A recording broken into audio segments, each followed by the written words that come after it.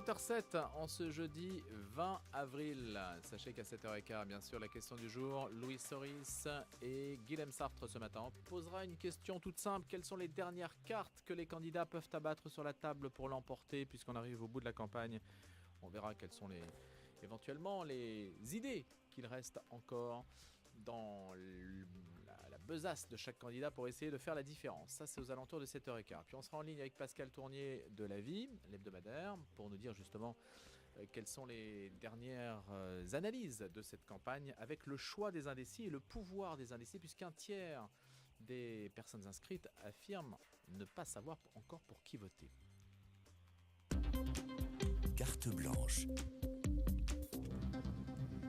Carte blanche à présent à Louis-Marie Picard du blog incandescente.com. Bonjour Louis-Marie. Bonjour Louis, bonjour à tous. Alors on parle toujours de politique avec un sondage qui révèle les préférences de l'animal de compagnie en fonction de ses choix politiques. Mais oui, vous savez, les sondages, c'est pas ce qui manque en ce moment. Alors dans la série des sondages improbables qui risquent de nous rendre chèvres, j'appelle le site slate.fr qui révèle que les amateurs de chats sont plus à gauche que les amateurs de chiens. Alors c'est quand même une étude d'une importance capitale, 3 jours du premier tour de l'élection présidentielle. En même temps, vous savez, la faune a toujours été mentionnée, sinon imagée dans la politique française. Alors j'ai essayé de comprendre en quoi nos opinions politiques avaient un rapport avec nos 30 millions d'amis, Louis. Alors pourquoi, justement, les gens de gauche sont-ils plus amateurs de chats? Vous savez, la gauche a une longue histoire avec les animaux. En premier lieu, l'éléphant, vous savez, pour les socialistes. D'ailleurs, vous savez que le qualificatif d'éléphant que le PS traîne comme une image d'Épinal vient du congrès d'Épinay.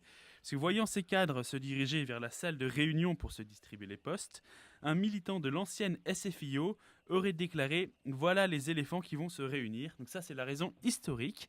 Alors aujourd'hui, les mauvaises langues de chats avancent que c'est en raison d'une partie en voie, que c'est un parti en voie de disparition. Alors je n'entrerai pas sur ce terrain-là.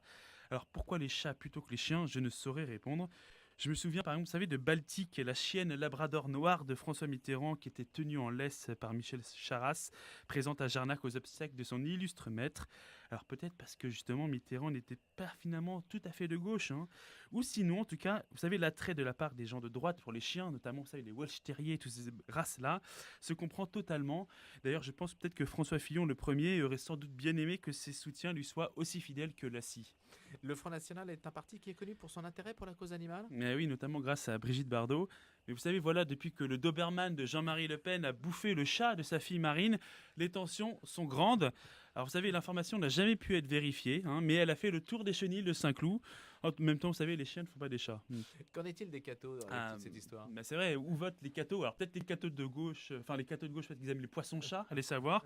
En tout cas, ce que je sais, c'est que Jésus a demandé à ses disciples d'être prudents comme des serpents et candides comme des colombes. Pas facile. Ouais, c'est pas facile, mais pourtant on pourrait peut-être éviter les noms d'oiseaux. En tout cas, on est parfois entre nous, chrétiens, on se voit entre chien et chat, on se regarde en chien de faïence. Vous savez, Général de Gaulle disait « les Français sont dévots ». Alors, est-ce que c'est des vrais dévots, des faux dévots? Je ne sais pas. En tout cas, dimanche, on sera, même dans 15 jours, qui sera à la tête des veaux. Merci Louis-Marie Picard. Votre blog incandescente.com. À bientôt Louis-Marie et bonne élection. Bientôt.